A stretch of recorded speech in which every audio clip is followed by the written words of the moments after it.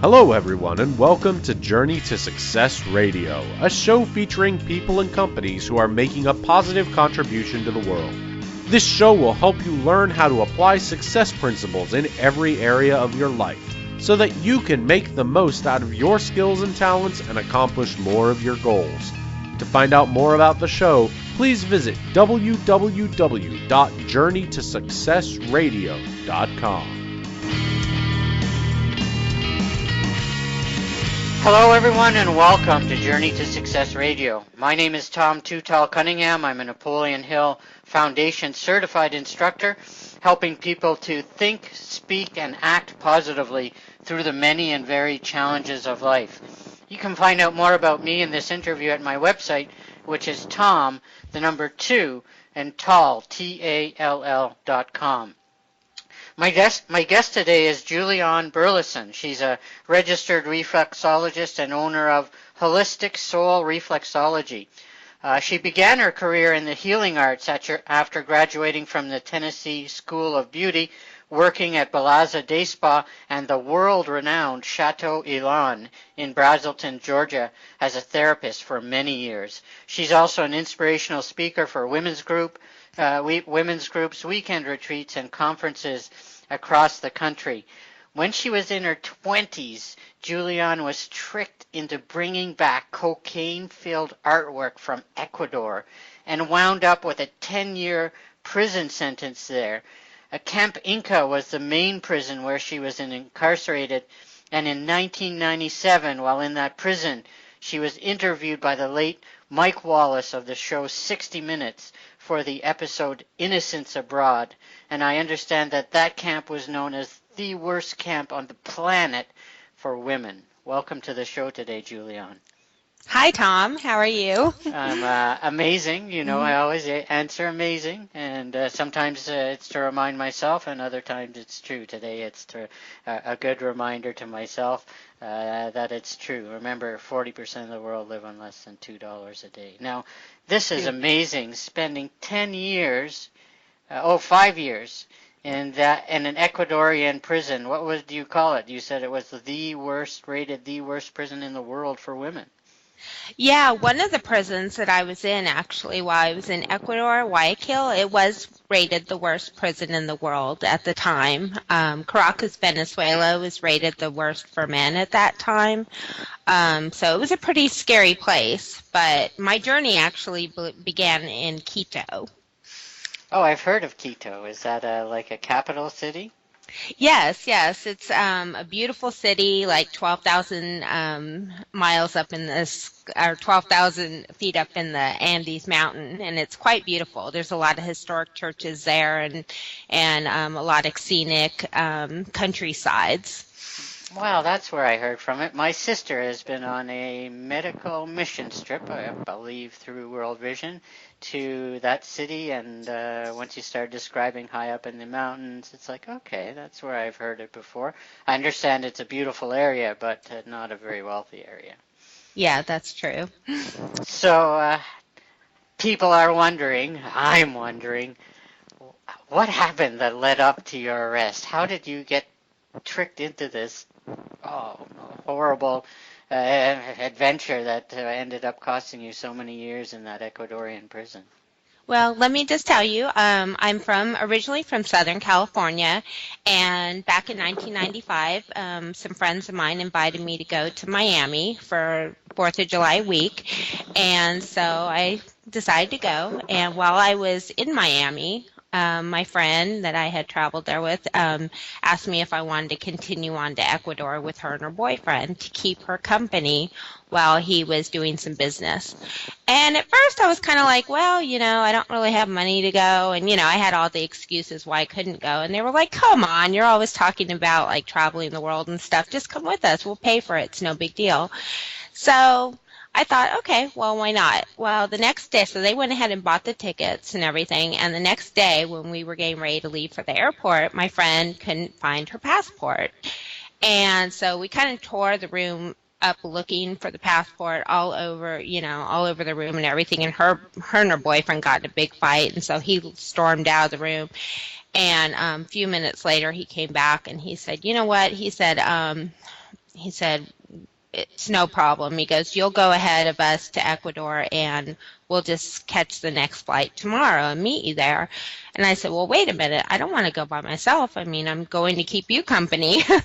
so anyways, they talked me into going, and I went ahead and I flew into Ecuador. And when I got there, it was a little bit strange because there was like a big chain link fence at the airport, and it almost looked like there were refugees like hanging on the fence. It was very third world. I was like, are they trying to get out? Are they trying to keep them in? It was just very surreal because I had never been to a third world country before.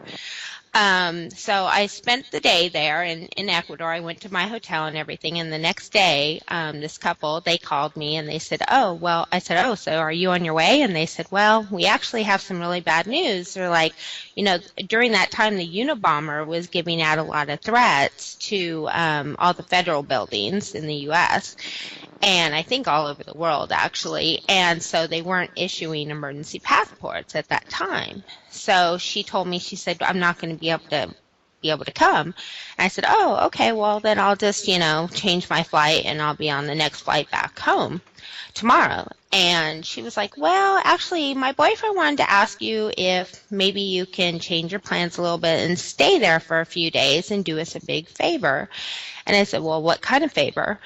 And said, well, he was going there on business and he was going to pick up some artwork to bring it back to a restaurant that they were going to be opening up in New York. And they were going to decorate the restaurant, the Ecuadorian style restaurant, with this artwork. That's why they were going there.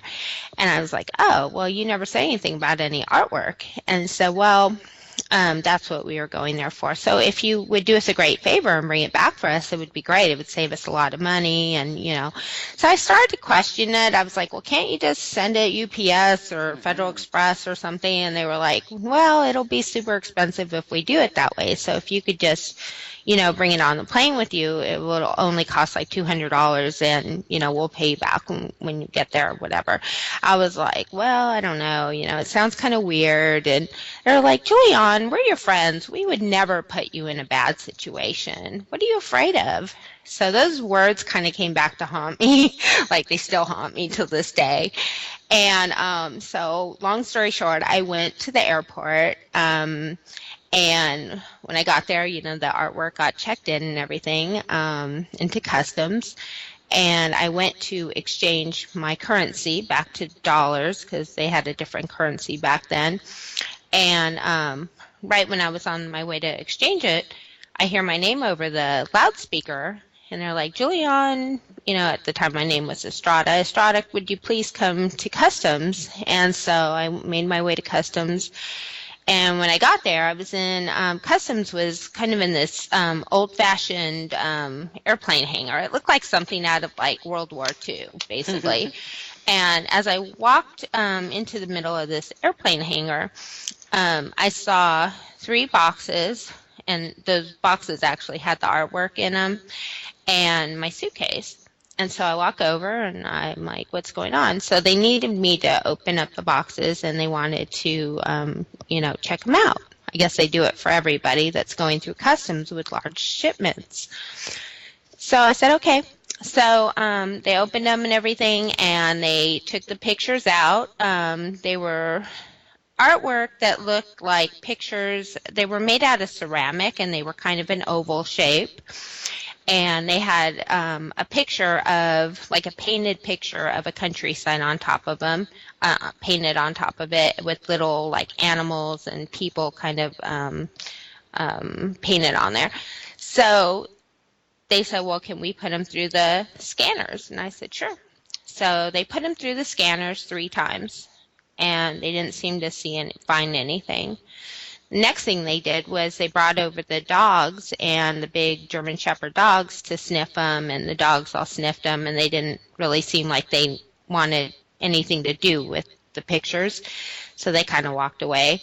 And so then the police officers started kind of shaking the artwork and putting it up to the light and, just doing random tests, I guess, on it. And I looked at my watch and I said, my plane's getting ready to leave. Should we be wrapping this up? And they're like, oh, yeah, this is fine. We do this for everyone. I'm like, okay, I'm getting a little worried because my plane's going to leave. And they're like, no, no, no, everything's fine. Everything seems to be okay. So they start wrapping the artwork back up and putting it away and everything, boxing it up. And out of nowhere comes this guy, and he looked very, very official. He had kind of like one of those official hats on, he looked like he was in the military. He had a hat on and like stripes on his shirts and stuff. And the next thing I know, he takes one of the pieces of art and he takes it over to an office. And then I said, who's that? And they just kind of nodded like they didn't know. And then the next thing I knew, the guy came running back. He had actually drilled a tiny little hole with like a sharp metal object into one of the pieces of art, and cocaine was streaming out. And he was yelling, "Cocaina, cocaina." And right then, I actually passed out. They started ripping open all the other pieces of art, and there was like cocaine all over the floor. So I passed out cold when I saw it. And Wow. yeah, that's how my story began. Wow. Wow. Passing out, you knew from what he said and what you saw, you knew you were basically screwed, that this was going to be a horrible, horrible incident. And so my wife works for a criminal defense lawyer here in Canada, and I know the system pretty well here, but she keeps telling me how blessed we are to have such a good system here in Canada. How long did it take for you in Ecuador to be arrested and for your case to actually get to trial? Because that can be a long wait. When you're innocent, you want to get your case to court as soon as possible, right? Yeah, it actually took me 2 years to get to court. During that two-year period, I had been transferred around quite a bit to different prisons. I started out at Interpol. That when I got arrested, they took me to Interpol. And then I was there about 3 days, and then they didn't charge me there. My embassy came out and they said, you have to charge her or let her go. And they didn't know what to do with me. So they sent me to another facility called CDP, and I spent about 15 to 18 days there. And I got super sick while I was there. I got pneumonia, and I was sleeping on floors with 20 women in a big rat-infested, like, cage, basically. Whoa. And then they never did charge me with anything while I was there either. And Human Rights came out and they said, you have to either charge her or let her go. So they decided, well, they can't charge me and they don't, so they went ahead and transferred me to another jail called El Inca Cárcel de Mujeres, which is what I nicknamed Camp Inca.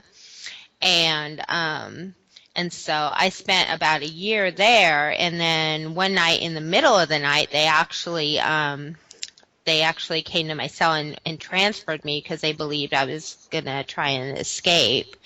And I wasn't planning an escape at that time, and not yet, anyways. And so they moved me in the middle of the night, and they took me to a jail called La Tacunga, which is close to Cotopaxi, the Cotopaxi volcano, which is exploding right now. It's not exploding a lot, but they've had a lot of little explosions from it, and they're kind of worried about it right now, actually. But so yeah, I got transferred like 4 times before I even went to court, and then eventually I got sent back to Camp Inca, and then I started going to court. It took a little bit longer, actually, for me to get sentenced, because just because you go to court doesn't mean you get sentenced. I actually went to court about 5 times before I actually got a sentence. And then finally about 3 years, then I got, my sentence came down to 10 years. And everybody thought I was going to be going free up until that point. I mean, even like the DEA and like the embassy and police and like, even the guards, they were like, she's going to go free. Don't worry about it. We all know she's innocent. And, and so not only was I getting so frustrated and just, it was awful being there. I mean, every day was a struggle. But also my family was going through a lot here in the States because they were trying to do everything they could to get me out, and they were getting contacted by like ex-CIA agents and people claiming that they could extract me, for like $100,000 or something crazy. And my parents were like, well, we don't have that kind of money, But I mean, they were willing to do whatever it took to get me out of there, but they just couldn't. So yeah, it took me 2 years to get to court, and I did wind up getting a 10-year sentence, and that's when I decided I wanted to try to escape. Wow, this is like the ultimate nightmare. Like you see sometimes on TV, at least in Canada, U.S., people who have been convicted who are innocent and who spend time in jail who are innocent, but rarely in a third world country rated the worst prison in the world for women. How on earth is it possible to maintain any sanity or hope or not just curl up and die in a ball? Because this is like a situation that is just unbelievable. And although, as you said, like everybody thought you were going to go free, were you ever able to determine like what the heck happened? I was just convicted when everybody around me in this system said I was going to be going free, that they knew I was innocent. Like, so I guess up until then you have hope, but once you're sentenced, like, how do you not go just plain insane? Well, I did, basically.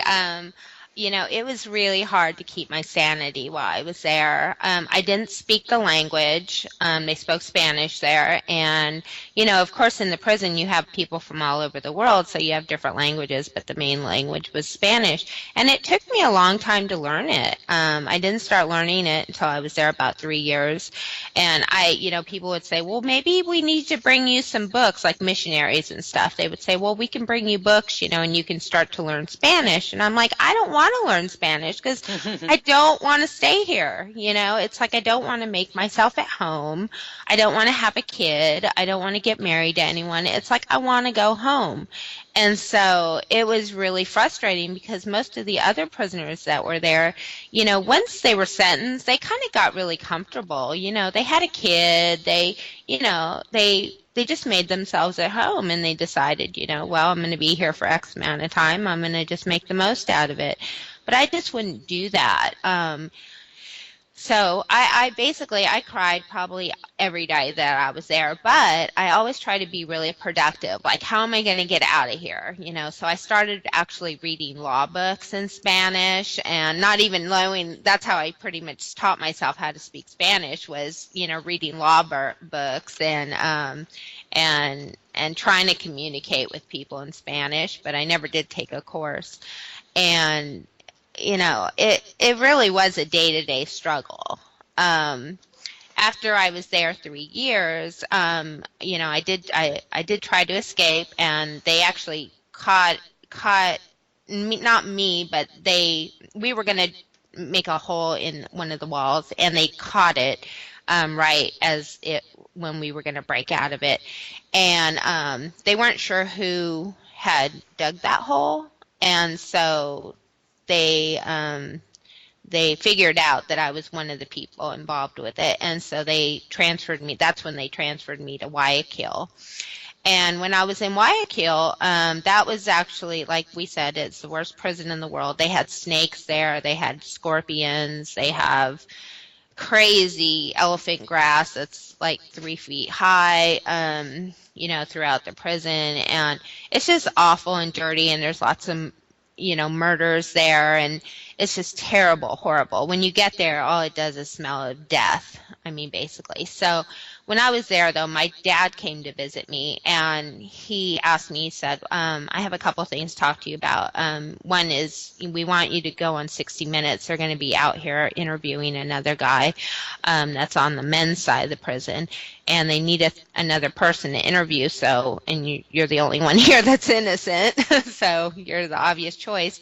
And I said, well, okay, yeah, I can do that. And then another thing he wanted to talk to me about was, he said, Julienne, have you been reading your Bible? And I was like, no, Dad, are you okay? And I'm like, because my dad wasn't a Christian up until that point, so I was really surprised. And so that helped because, I started reading my Bible a little bit, and it really brought a little bit of peace to my life. Even though I was in the worst possible prison in the world, I was still getting a little bit of peace. And around that time also, I want to tell you this one story, because this was a big turning point in my life that I started to forgive. There was a drug lord that was a Colombian drug lord that was on the men's side of the prison. He had heard about my story, since I had been on the 60 Minutes clip. And so he wanted to meet me. And so one day he got some permissions and stuff for me to go over to the men's side and talk with him. And he asked me, about my story, and I told him my whole story. And when I was done telling him, he said, did you ever wonder what would have happened to you if you wouldn't have gotten arrested? And I said, well, I would have gone on to Miami, and then to California, and the artwork would have went on to New York, and I would have never known the difference that there were drugs in it. And he said, no, that's not what would have happened. He said, first of all, in Miami, a couple guys would have probably met you at the airport, and they would have taken you and the artwork to an undisclosed location, and they would have taken it out, they would have weighed it, they would have measured it, they would have tested it to make sure it was the shipment that they had ordered. And then they probably would have held a gun to your head, and they might have given you one of two choices. Either you do this for them again and become like their human slave, basically, or they would have just killed me. And in that moment, I found peace. I always say I found peace from a drug lord in that moment, because it was so amazing. I was like, oh my gosh, it's like things could be worse. I mean, so I almost feel like after that point, it was a turning point where I felt like, that God had protected me rather than punished me. Wow. And it really helped me to let go of bad feelings I had to the friends that had did this to me. Wow. And it helped me, and I've always heard that, forgiveness is more about forgiveness for yourself more than somebody else, so you can move on. And that is so true. But that was a valuable lesson that I have learned, and it was amazing that it came from a drug lord. Wow, amazing. What a horrific life story, where actually being imprisoned in a third world jail was actually better than going back and delivering. It was a neat time.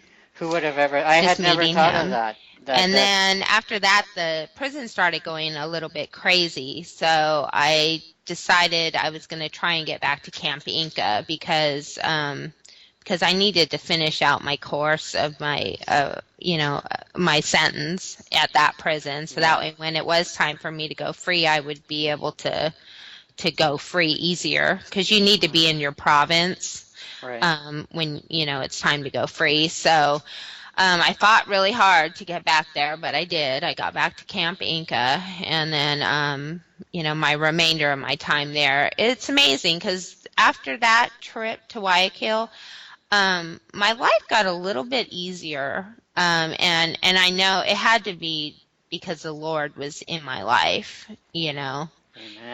that I had accepted Him. Wow. So imagine a story as horrible as yours where actually going to prison actually saved your life. Because I had never even thought of it, but for sure, once you delivered those paintings, as that drug lord had told you in prison, they would have either made you to be a human mule slave to them, or they would have killed you. And until you met him, that thought never came to my mind until you mentioned this story, and probably never came to your mind either, that actually being in prison saved your life, because it sounds pretty sure like that's what those people receiving the artwork on the other end would have done to you. Yes. And then imagine a father who's not even a Christian suggesting you read the Bible, and I'm a Christian. I've read that thing back and forth at least 15 times. And for instance, the Apostle Paul, the most inspirational writing of all time, often comes while he's chained to soldiers on either side of him, and you would never gather from reading what he's writing that he's in prison that probably the same quality of the one in Ecuador, with big iron chains on his feet while he's writing this most inspirational letters that will be transferred and read and inspire billions of people around the world. Incredible to think about how the Bible can bring hope to someone even in dire, horrible circumstances like you were. Yes. I totally agree. Wow. Wow. That's not an advertisement for reading the Bible. Come on. Now the picture on your book is interesting, colorful. Where did that picture come from? Well, actually, when I had gone back to Camp Inca, one morning I was sleeping. It was about 8 o'clock in the morning, and I hear this knock on my door, and I was like, "What? I'm sleeping," and they're like, "Open the door." And so I opened the door, and they said, "Look out your window." And I said, "Why?" And when I looked out my window, this big volcano had exploded. Wow. Outside my window. It was like 5 miles from the prison, and I just happened to have a throwaway camera in my room because a missionary had given it to me because she wanted me to take some candid shots of the prison because they were going to do a documentary on it.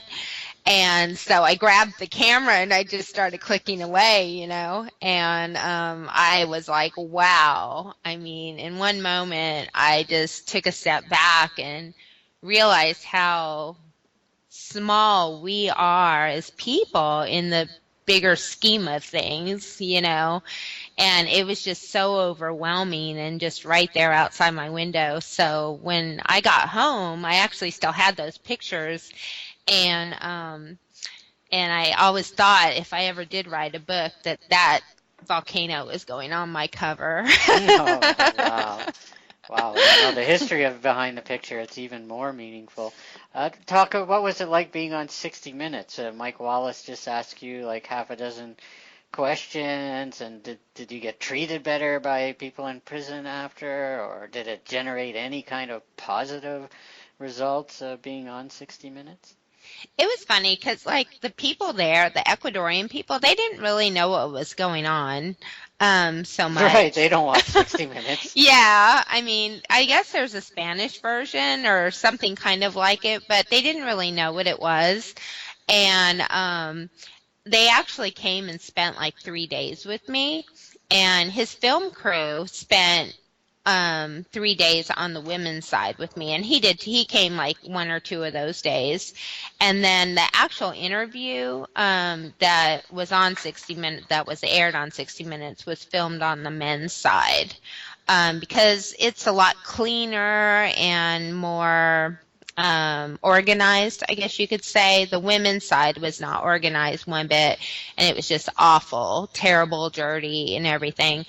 And I don't know, it's just, I guess 60 Minutes didn't really feel like the American public was ready to see that and know really what was going on there, because a lot of the interview actually got, clipped out of it. So on the cutting room floor, unfortunately. But it was neat spending some time with Mike Wallace. He is a very nice man, and I talked to him about, things that just all the different interviews he had done, you know, in his life. And it was amazing just spending a little bit of time with somebody normal for a change. I was always very excited when I got any kind of visits, because people would come and visit me from like the South American Explorers Club and other church groups and things like that. And so I was always super happy when, you know, they came to see me, because we would have normal conversations. And of course they wanted to know my story, but I could find out what was going on in the world. That's helpful. Now, your book reached #1 status on Amazon in several categories. What is it you want to do with this book and with your story? Who is it that you want to reach, and what message do you want to give people? Because, my goodness, I cannot even imagine. I'm one of the most positive people in the world and pretty resilient, but I cannot imagine going through what you went through. And so, what is it you want to do with this book and the story, and who is it that you want to reach with your message?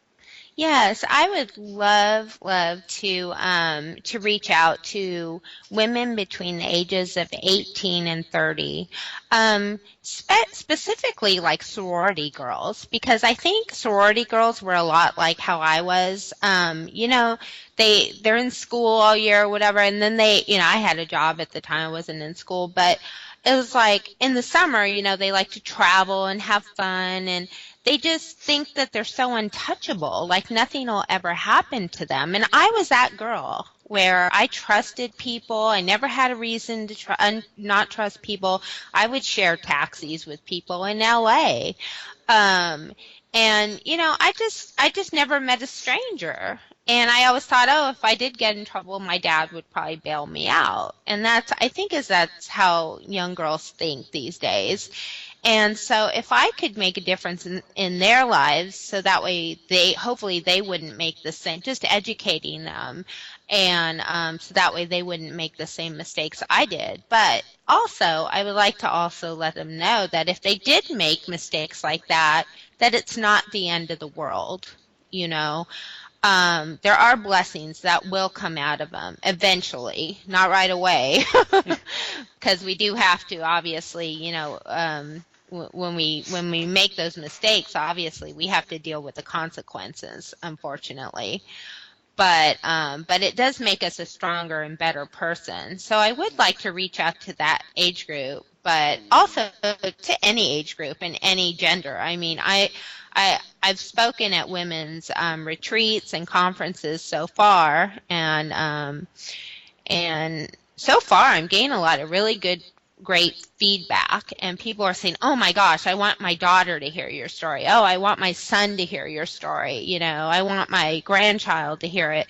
And so I'm getting a lot of really good feedback, and so I really just want to make a difference. I want to get the word out there that, you know, no matter what you've gone through, you can still make a difference in other people's lives. And Camp Inca is actually, you know, it was a literal prison that I was in, but I'm also using it as a metaphor. Like, what is your Camp Inca? What have you been through? Do you keep going back to it, or do you move forward and do something with it? Now you're talking, because this is in the realm of your husband, Gary's field. Napoleon Hill taught us that thoughts are things. And the average person experiences 60,000 thoughts a day. And so I'm trying to help people to maintain a positive balance of those thoughts during difficult times, challenging times, adversity. There's no one better that could help people, teach people, and encourage people to think more positive thoughts than yourself. Have a third world jail, horrible conditions, innocent, and you're stuck with your 60,000 thoughts a day. There's a lot of hope you can give men, women, anybody that are suffering with thoughts that are pounding through their 60,000 thoughts a day about their challenges. Talk a little bit about that, because maintaining control of those 60,000 thoughts, especially while you're in a prison, and then even afterwards, not being filled with hatred and other negative emotions, and actually using that story for the good of God and others. Talk about that a bit, because that's pretty an incredible part of your story as well. Yes, I agree. It's so hard not to go down the rabbit hole while you're there. I wish somebody would have brought me Think and Grow Rich by Napoleon Hill while I was there. That would have been like a phenomenal book for me to read while I was there. But my family just really kept me positive, and I had missionaries that were visiting me, and I had to keep myself busy. Even though I wasn't making myself at home there, I did come up with my own projects. I started a bakery while I was there, and I actually hired on women to help me with it, so it would help them support their family and not get involved with drugs and men and all this other stuff, or women, whatever what they were into, to pass the time. So I always tried to think of things that were more of a positive light. And we also started a Bible study there, which is actually still going strong 15 years later. I recently met a girl that was incarcerated there 2 years after I left, and she's been free now about, I think, about 8 years. And she came to visit me here in Knoxville, Tennessee, and a couple weeks ago, and she was like, "Oh my gosh, Julianne, I'm finally meeting you. You're like the legend." I'm like, "What?" I'm like, "What are you talking about?" She goes, "No, you don't even understand." She's like, everybody, when they get arrested and they're a foreigner, they go into the jail. It's like the first stories they start hearing is about Julianne, the American, and all the things I did while I was there to like make life better. And it's kind of funny because I didn't realize I did that while I was there. It wasn't until after I left that I was like, wow, I did all those things, and I started writing the book. But I was that kind of person anyways before I went in there. So I guess, I tried to, make things happen, I guess it was. So it just shows you that no matter what kind of situation you are in, you don't have to be in jail to do something great. No matter what situation you're in, you can start a Bible study, you can start a bakery, you can start whatever, your talent is. Find out what your talent is and become it, That's the best kind of job to have is a job that you love, that Right. you love to do. Right now, I'm a reflexologist by trade, and I actually taught myself reflexology when I was in prison. So it's kind of funny how that came out of that. And when I got back to the States, I became certified in Georgia, and then now I'm registered through the state here in Tennessee. And I have my own practice. It's at a wellness center called Alma Diem. It's a wellness and healing arts center. But next year, we have some really exciting things that are going to be happening. We're going to start doing workshops, and we have a team right now we have a team with about 8 people, but it's growing to about 12 to 15. And we're going to be doing workshops and events and different things. And it's all going to be, around it's all going to be based around wellness and healing arts inside and out, and Wow. really maximizing the present, and and concentrating on that and helping other people and making a difference in the world. Amen. That's what we're here for. That's what we're here for. We each have a purpose that we were designed and created for. And so if you can help people even just do that, that's probably the most important thing you could ever teach anybody. So let's remind people, or I haven't even told them yet, so reminding's the wrong word, but your website, your website is Camp Inca, INCA.com. So Camp, if I need to spell that for people, you need something more than a book, then Inca, INCA.com, campinca.com. Thank you so much, Julianne, for being on the show. This is an incredible story. It's no wonder that your book reached best-selling status in a number of categories. I got to read it myself because. And also in Canada, we yeah. were number 3, and in Australia, we were number 8. Wow. Wow. Well, for sure, I got to read it. For sure, no matter what anybody's challenge in North America is, I think if they read that book, they're going to feel better after reading that book. Even if nothing about their current challenge changes, your book will at least make them think, well, at least I'm not Julianne. Yes, things could be worse. Things could be worse. Well, thank you so much for being on the show today. This is an amazing story. CampInca.com is the website. Surviving Camp Inca is the book, which is available on Amazon.com, Amazon.ca, wherever books are sold. Find the book, read the book. It will help you. I'm looking forward to reading it myself. So just thank you so much for being on the show today, Julienne. I really, really appreciate your time, and what an amazing story. You're welcome. It was great meeting you. Take care. Thank you. Thank you for listening to this episode of Journey to Success Radio. If you or anyone you know would like to be interviewed for the show, email Tom at tom2tall.com for details.